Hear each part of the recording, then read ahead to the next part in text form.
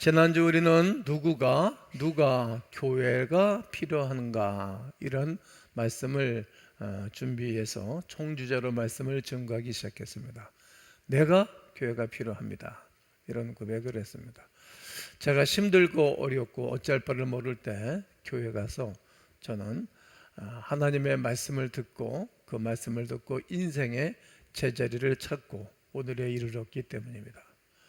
또 우리만 교회가 필요합니까? 그렇지 않고 저 밖에 다른 사람들에게도 교회가 필요하기 때문에 우리는 또 다른 큰 역사를 꿈을 꾸고 하나님의 역사를 감당해야 됩니다. 오늘은 우리 교회가 첫 예배를 드린 지 꼭 35주년이 되는 주일입니다. 이제는 질문을 바꿔야 할 것입니다. 나를 넘어 이 세대와 세상이 우리 교회를 필요로 하는가? 이런 질문을 던지고 싶습니다. 이 엄중한 질문 앞에 여러분도 서 있고 저도 서 있어야 될 것이라 생각합니다. 1991년 우리는 처음 이곳에 교회를 세워 첫 예배를 드렸습니다. 그때는 모든 것이 부족하였습니다. 하지만 복음의 소리와 그런 빛이 되겠다는 영적인 야선만큼은 틀림없이 강하고 뜨거웠습니다. 그 뜨거움이 있었기에 35년 동안 세 번의 건축을 이어서 이렇게 상동 채플에 와서 영광스러운 예배를 우리가 드리고 있는 것입니다.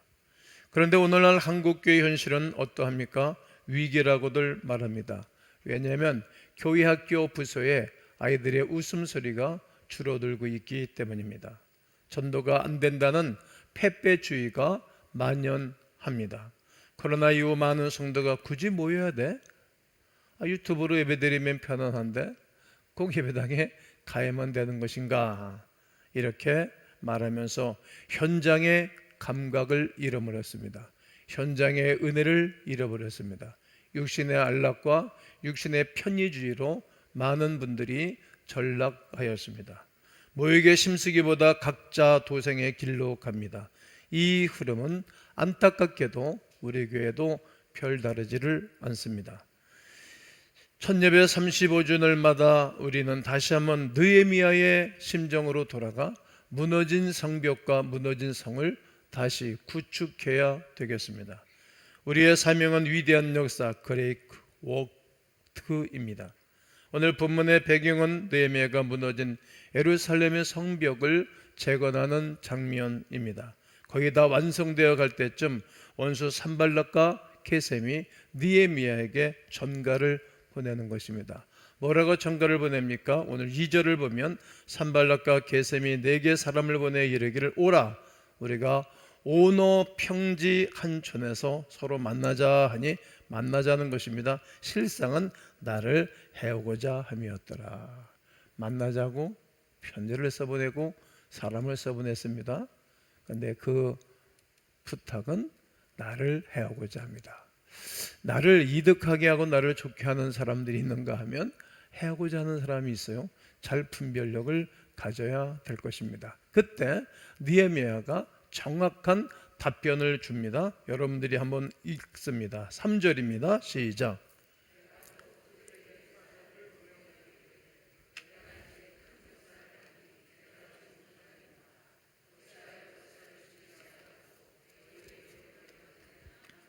지금 느헤미야는 성벽을 재건하고 나라를 구축하는 것이 큰 역사다. 이것만큼 큰 일은 없다. 그러므로 말미암아 나는 내려갈 수 없다. 정확하게 답변을 하게 됩니다. 단지 돈을 쌓는 것이 아닙니다.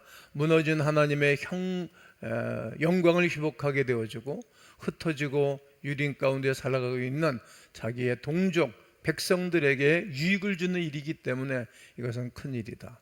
첫 번째, 두 번째, 세 번째, 네 번째까지 편지를 써보냈습니다. 그래 네 번째까지 써보내는 편지에게 똑같은 답을 계속하는 것입니다. 그러니까 느헤미야는 정돈된 생각이 있었고 분명한 사고가 있었습니다. 하나님과 자기와의 관계에 분명했고 백성들을 사랑하고 나라를 사랑하는 마음이 틀림이 없었습니다. 그 고백을 세 번, 네 번, 다섯 번 똑같은 답변을 하게 되는 것입니다. 무너진 하나님의 영광을 회복할 뿐만이 아니라 흩어진 백성들 하나로 모으는 거룩한 사역이었기 때문입니다. 그는 이것을 위대한 일이라고 선포하고 있습니다. 살아가는 성도 여러분, 지난 35년 동안 우리 가음교회가 해왔던 일이 바로 이 역사입니다. 3번의 건축을 감당했습니다. 수많은 영혼을 예수 그리스도의 제자로 세웠습니다. 밤새도록 또 하루에도 여러 시간씩 투자하면서 제자 훈련을 하면서 일꾼들을 길러냈습니다. 개척교회 시절부터 지역사회와 열방을 섬기는 선교적 사명을 감당하게 되었습니다. 1년에 2차례, 3차례 선교를 보내기도 하고 갔다 와서 보고를 하게 했습니다. 아마 다음 주쯤 주일 저녁에 선교 보고를 하지 않을까 생각해 봅니다. 세상 사람들은 교회를 보며 말합니다. 자기들끼리 모이는 것, 그렇지 않은데 말이죠. 이렇게 폄하하는지 몰라도 하나님께서 보시기에 우리의 교회는 생명을 살리는 위대한 일을 해왔습니다. 영혼을 살리고 하나님의 사람들이 하나님의 사람답게 살아가도록 도왔던 것입니다. 우리의 사명을 생각해 보면 좋겠습니다. 모든 사람들을 제자로 삼아 교회를 세우므로 세상을 변화시키는 위대한 사역 말입니다. 이것이 우리의 성벽입니다. 35주년을 맞는 우리는 여기에 자문하여야 합니다. 우리는 여전히 이 위대한 역사를 진행하고 있는가? 나는 이 역사에 동참하고 있는가? 아니면 과거의 영광에 취해서 멈춰져 있는가? 개인적으로도 자문하고 답을 내 보시면 좋겠다 생각합니다. 특히 우리가 집중해야 할 큰 역사는 무엇일까요? 다음 세대를 일으키고 잃어버린 영혼들을 찾아 세우는 것입니다. 그 일 안으로 아이의 행복도가 시작됐고 방과후 학교를 시작하였습니다. 한국 교회는 위기라고 말합니다.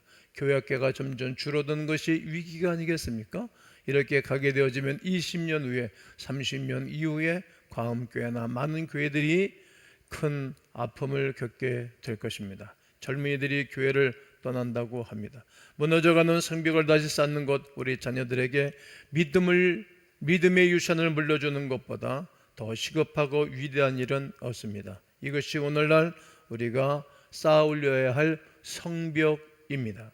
이 사명 때문에 하나님께서는 35년 전에 우리 교회를 세워주셨습니다. 앞으로 35년, 오늘 대표기도한 집사님의 기도처럼 350년이라고 했나요? 350년에 하늘나라 가서 중보기도 할 겁니까? 앞에서 기도형 들으면서 가슴이 뜨끔했습니다. 그렇습니다. 하루가 1000년 같고 1000년이 하루 같기 때문에 이 앞으로의 이 세월도 훅 가게 될 것입니다. 두 번째는 내려오라는 유혹을 이기셔야 합니다. 그런데 여러분, 우리가 위대한 일을 할 때마다 늘 방해 세력이 있습니다. 선한 일을 할 때마다 늘 핍박하고 돕지 않는 사람들이 있습니다. 김빼기 작전하는 사람들도 수없이 많이 있습니다. 오늘 본문에서 산발락과 도비야는 느헤미야를 공격하지 않습니다. 싸우자고 하지 않습니다. 주목해 보십시오. 그들을 건드리지 않습니다. 그들이 뭐 하죠? 만나자, 대화하자, 타협하자, 이렇게 말하는 것을 보게 됩니다. 그들의 목적은 오직 하나였습니다. 느헤미야가 성벽에서 내려오도록 하는 것입니다. 네 하는 일을 하지 말라는 거예요. 봉사하는 자리에서 내려오라는 거죠. 아무것도 하지 말라는 이야기입니다. 아주 그럴듯하게 이론을 제기하는 것을 보게 됩니다. 영적인 일을 하지 못하게 하기 위함입니다. 느헤미야가 그 성벽에서 내려오면 성벽 쌓는 일, 하나님의 일이 중단될 것을 알기 때문입니다.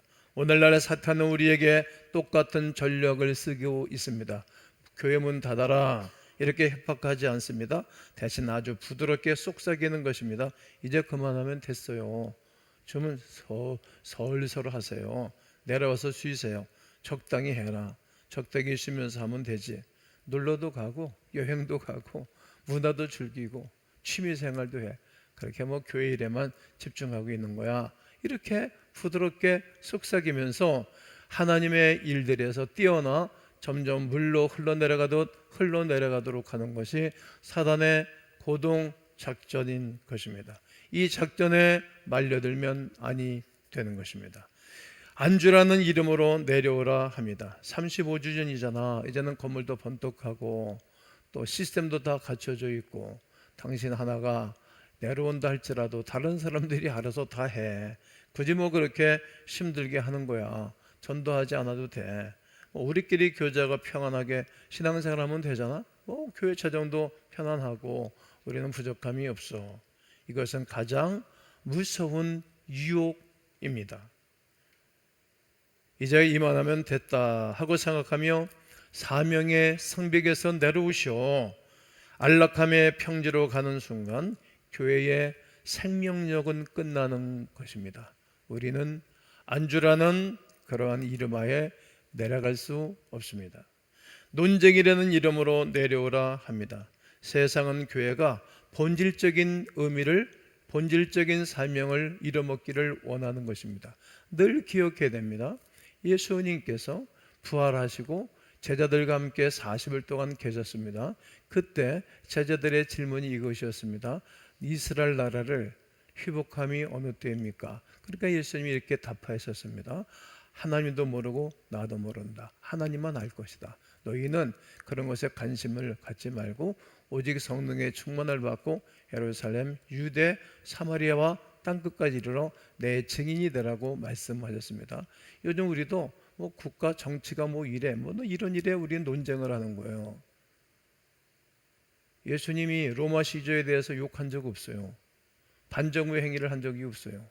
반정부 행위를 냈던 세리와는 옥에 갇혀 있다가 목이 잘리는 거예요. 그 옥에 갇히고 싶은 사람은 반정부 하세요. 그리고 일찍 돌아가세요. 예수님이 그렇게 했다면 우리도 해야 되지만 그렇게 하지 않으셨기 때문에 우리도 그리하지 않는 것입니다. 다만 정부가 정말 잘못된 길을 가면 반기를 드는 것입니다. 문재인 정부 시절에 예배 드리지 말라고 했을 때 내가 예배 안 드렸습니까? 다 드렸지? 그런 거는 거부하는 것입니다. 목숨 걸고 지켜야 되는 것입니다. 깜빵 가면 가고 벌금 내려면 내는 것입니다. 회의를 냈습니다. 그럼 벌금 매길 때 누가 냅니까? 교회가 내준다 그랬죠. 제가 한 명도 우리가 벌금 낸 적이 없습니다. 하나님 앞에 믿음으로 서게 되어지면 하나님은 어제나 오늘이나 내일이나 영원토록 동일하신 주께서 지켜주시는 것입니다. 정치적인 싸움판을 벌이고 사회적 갈등으로 현장을 내려오도록 하는 사단의 전략에 넘어가면 아니 되는 것입니다. 너희 교회는 좌파냐? 너희 교회는 우파냐? 왜 이런 이슈에 대해서 침묵하니? 가만히 있는 사람들은 짓지 못하는 개와 똑같다. 이렇게 해서 편 가르기를 하고 갈라치기를 하는 것입니다. 우리가 서로 비난하고 악마화하는 세상의 문화 전쟁에 휘말려 에너지를 소비하고 낭비하는 순간 영혼 구원이라는 위대한 역사는 놓치고 마는 것입니다. 이것은 사단의 고동 작전이고 전략이라는 사실을 우리는 알아야 합니다. 세 번째는 패배주의라는 이름으로 내려오라 합니다. 목사님, 요즘 전도가 됩니까? 해도 소용이 없습니다. 그냥 유지만 하면 좋지 않겠습니까? 이런 부정적인 말들이 우리를 성벽에서 내려오도록 하는 것입니다.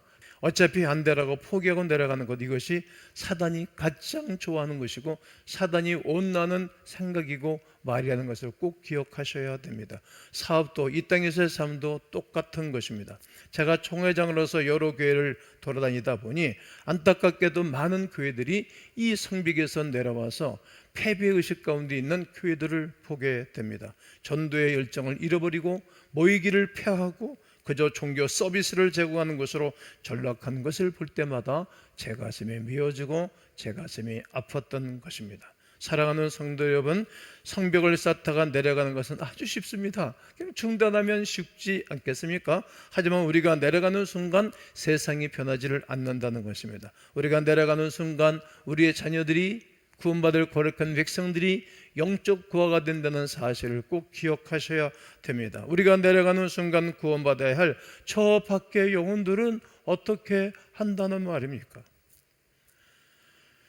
저들을 바라보며 죽어가는 영혼을 바라보며 안타깝게 기도하며 간구하는 예수님의 눈물을 우리는 보아야 합니다. 히브리서 기자는 이렇게 말합니다. 히브리서 10장 25절에 모하기를 폐하는 어떤 사람들의 습관과 같이 하지 말고 오직 권하여 그날이 가까이 오물 볼수록 더욱 그리하자. 공동체성을 잃으면 교회는 무너지는 것입니다. 편리함의 자리에서 사명의 자리로 올라오시는 광음인들 되시기를 주의 이름으로 권면하고 축복합니다. 우리는 내려가지 않겠습니다 라는 고백이 필요합니다. 이 끈질긴 유혹 앞에 에레미야는 어떻게 대답합니까? 단호하게 선포합니다. 6장 3절을 다 함께 읽습니다. 시작.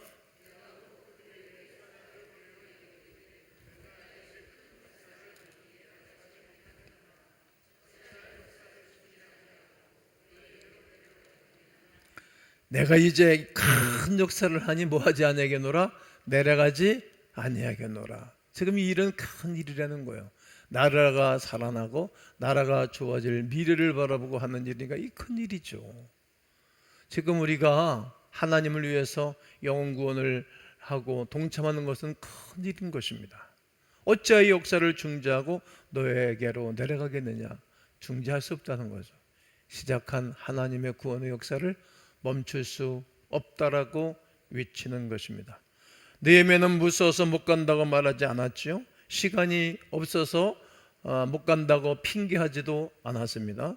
나는 지금 너희와 놀아줄 시간이 없어. 그럴 시간이 없다. 내 손에 들린 이 사명이 너무나 중요하고 위대하기 때문에 나는 멈출 수 없다. 멈추고 뒤로 돌아갈 수 없다라고 말하는 것입니다. 이것은 거절이 아닙니다. 우선순위의 선포입니다. 무엇을 해야 되고 무엇을 하지 아니하고 뒤에 할 일이 어떤 일이고 앞에 할 일이 어떤 일인지를 분명히 안 것입니다. 35주년 천예배 기념주일을 맞은 우리 교회와 여러분과 저는 이 고백을 반드시 회복해야 됩니다. 저는 기념이 되는 오늘을 기점으로 우리 교회의 새로운 영적 도전을 선포하고자 합니다. 오늘부터 부활주일까지 내 이웃을 주님께로 전도 축제에 여러분과 제가 하나가 되어져서 이 큰 역사에 동참하는 은혜가 있기를 주의 이름으로 축복합니다. 단순히 행사만 하는 것이 아닌 것입니다. 잃어버린 영적인 야성을 회복하고 찾자는 말입니다. 안 하니까 못하는 것이고 못하니까 안 하는 것입니다. 35년 전 우리는 맨 땅에 히딩을 했어요. 눈물의 씨앗을 뿌리고 열심히 전도하러 다녔습니다. 그 헌신이 있었기 때문에 지금의 우리가 있는 것입니다. 여러분도 아시다시피 저는 백석교단 총회장으로서 한국교회를 섬기는 무거운 짐을 지고 있습니다. 교단을 살리고 한국교회를 새롭게 굳건히 세우는 매진을 하다 보니 본의 아니게 우리 교회를 비울 때가 많고 여러분을 세세히 보살피지 못하는 그러한 마음의 아픔이 제 한자리에 있습니다. 마음이 무겁습니다. 그러나 저는 우리 가음교회 성도들의 수준을 믿습니다. 담임 목사가 자리를 비웠다고 해서 교회가 헐거워지거나 우리는 아직 사람을 따르는 무리에 불과할 것입니다. 하지만 여러분은 제자가 아닙니까? 훈련받은 믿음의 식구들이 아닙니까? 담임 목사가 출타해서 새벽 예배를 하지 않는다 할지라도 안수일선을 봐서 새벽에 기도하는 거죠. 그 자리를 메꿔주는 것입니다. 그럴 때 하나님은 더 크게 영광을 받으시고 하나님의 교회가 하나님 보시기에 합당한 은혜로운 교회가 될 줄로 믿습니다. 반면에 하나님이 안 계시듯 목사님이 안 계시니 적당히 하자가 아니라 목사님이 안 계시니 우리가 더욱 기도하고 더 모이고 더 전도해서 우리 목사님 사역을 마치고 돌아오셨을 때 기쁨이 되는 것이 좋겠다라는 생각을 바꾸는 것입니다. 이것이 성도요 진짜 주인의식을 가진 분들입니다. 주인의식을 가진 하나님의 사람들을 통하여서 하나님의 교회는 든든히 세워지는 것입니다. 이것이 느헤미야의 마음으로 성벽을 지키는 것입니다. 빈자리가 보입니까? 누군가 채워주기를 기다리지 마십시오. 내가 이 빈자리를 채워야 되겠다라는 생각을 갖습니다. 한번 따라해 볼까요? 내가 오른손 드시고 내가 이 빈자리를 채우겠다. 여러분이 이 빈틈을 채우는 느헤미야가 되어 주십시오. 그것이 저를 돕는 가장 큰 힘이자 하나님이 기뻐하시는 성숙한 교회의 모습입니다. 말씀을 맺겠습니다. 사랑하는 성도 여러분, 세상은 우리에게 자꾸 내려오라고 말합니다. 자꾸 그만두라고 손짓을 한다는 말입니다. 편하게 신앙생활 해라.